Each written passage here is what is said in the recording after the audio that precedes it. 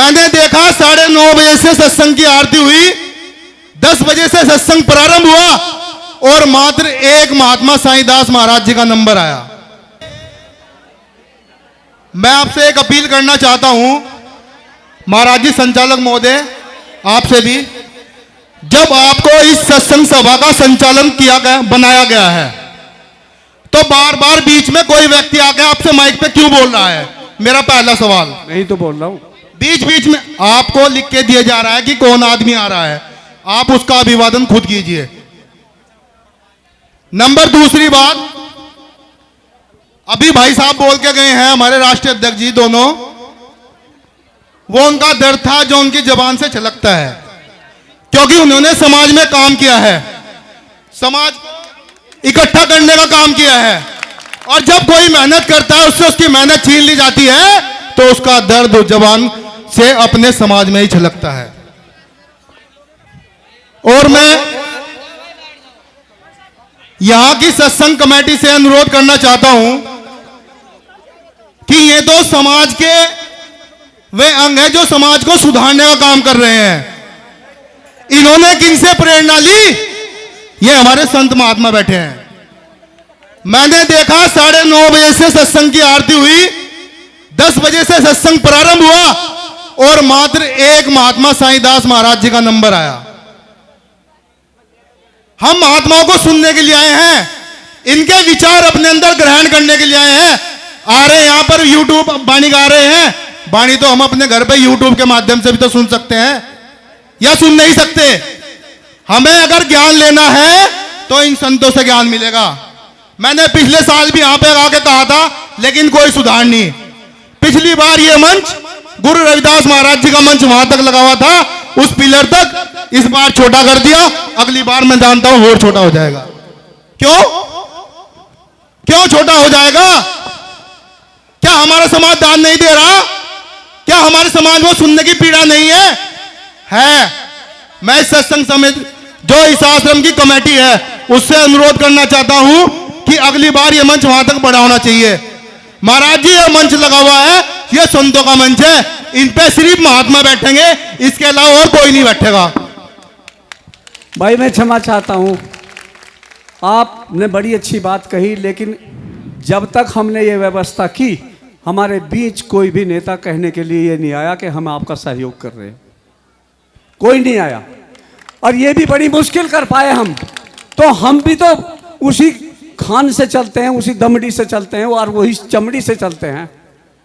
महाराज जी, मैं आपका दुख समझता हूं, लेकिन अगर आपको यहां पर दिख रहा है कि वो आदमी बैठा है, आप उसे उतार भी सकते हैं, क्योंकि इस सभा का संचालन आप कर रहे हैं, आप वर्तमान मालिक हो सभा के।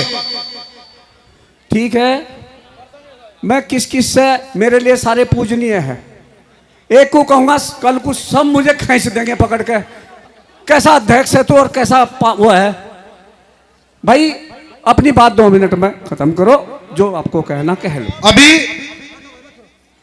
साथियों, मैं एक आपको सामने एक छोटा सा वाक्य रखना चाहता हूं।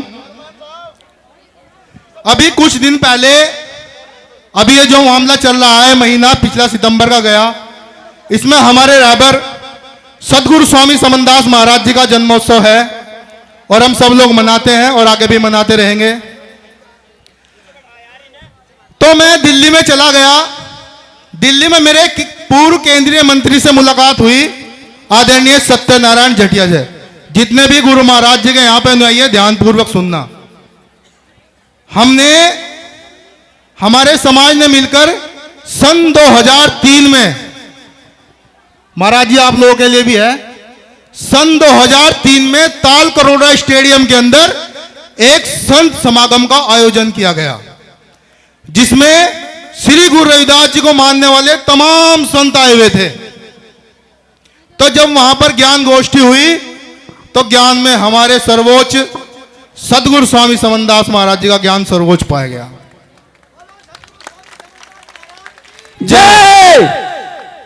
2 अक्टूबर सन 2003 में ताल कटोरा स्टेडियम के अंदर सत्यनारायण जटिया जी की अध्यक्षता में सदगुरु स्वामी समनदास महाराज जी को संत शिरोमणि की उपाधि से नवाजा गया था। अभी 22 सितंबर को अखिल भारतीय संत शिरोमणि सदगुरु रविदास मिशन का राष्ट्रीय अधिवेशन श्री गुरु रविदास आश्रम सिकंदरपुर भैंसवाल में मनाया गया। तो मैं उनको इनवाइट करने के लिए गया। मैंने कहा कि आदरणीय मंत्री जी, आपको इस कार्यक्रम में आना है और सदगुरु स्वामी समनदास महाराज जी का जन्मोत्सव है और उनके द्वारा बनाया गया मिशन उसका राष्ट्रीय अधिवेशन है।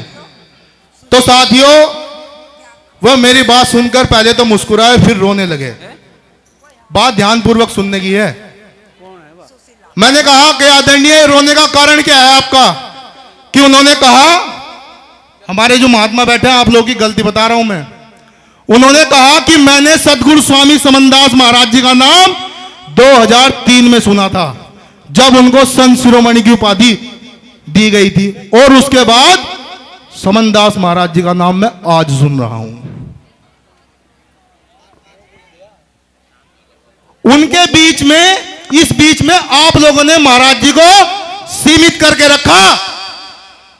आपने महाराज जी को वहां तक नहीं लेके जाने दिया जहां तक महाराज जी को जाना चाहिए था। निरंजन दास जी का आज प्रचार विदेशों में है। निरंजन दास जी ने भी उस टाइम 2003 में सदगुरु स्वामी समनदास महाराज जी की पैर छू के बंदगी करी थी। तो क्या हमारे सदगुरु स्वामी समनदास महाराज जी उनसे ऊपर नहीं हुए? हमने उनको सीमित रखा इन 2-4 प्रदेशों में ही, हमने उनको आगे नहीं जाना दिया। अभी यहीं पीछे बैठे थे ऊपर, एक आदमी बोलने लगा, ये महाराज जी आपने जगह जगह आश्रम बना रखे हैं, इनकी क्या आवश्यकता पड़ गई? स्कूल भी बना सकते थे, घर भी बना सकते थे, विद्यालय बना सकते थे, मेडिकल हॉस्पिटल भी बना सकते थे। तो महाराज जी ने एक बड़ा सुंदर सा जवाब दिया। महाराज जी ये बात कह के मैं अपनी बात खत्म कर दूंगा। उन्होंने कहा कि आप यहां पर कैसे आए? उन्होंने कहा जी मैं तो अपने साधन से आया। तो उस व्यक्ति ने कहा कि महाराज जी, सदगुरु समनदास महाराज घट घट में विराजमान है, आप लोग कहते हैं। कह रहे हाँ, कण कण में विराजमान है, तो फिर जगह जगह हर 10 किलोमीटर बाद मंदिर बनाने की क्या आवश्यकता पड़ गई? तो महाराज जी ने कहा कि आप यहां पर किससे आए हैं? कह रहे महाराज जी मैं तो अपनी मोटरसाइकिल से आया हूं। ठीक, अगर आपकी मोटरसाइकिल में हवा निकल जाए, पंचर हो जाए, तो आप उसका पहिया खोल के ऐसे हवा भर सकते हो? क्योंकि हवा तो हर जगह है, हवा से हम सांस लेते हैं, यहां भी हवा है। वो कहने लगा कि महाराज जी ऐसे तो मैं हवा नहीं भर सकता, उसके लिए एक उचित स्थान पे जाना पड़ता है जिसको पंचर वाला बोलते हैं।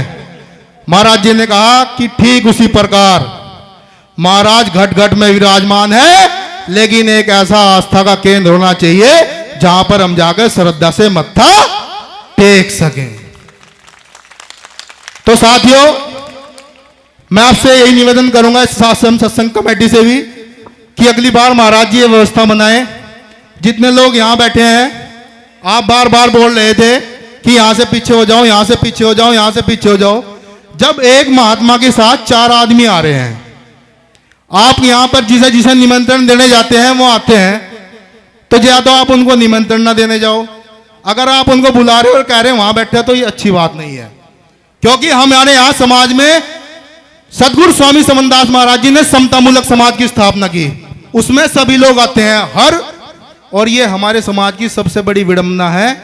जब सदगुरु रविदास महाराज जी का प्रचंड बोलबाला था, उस टाइम पर उनका एक भी शिष्य हमारे समाज का नहीं बना था।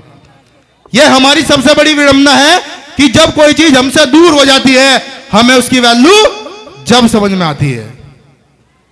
तो बोलिए परम संत शिरोमणि सदगुरु रविदास महाराज की, सदगुरु स्वामी समनदास जी महाराज की, स्वामी ज्ञान भिक्षुक जी महाराज की, आज के महान सत्संग की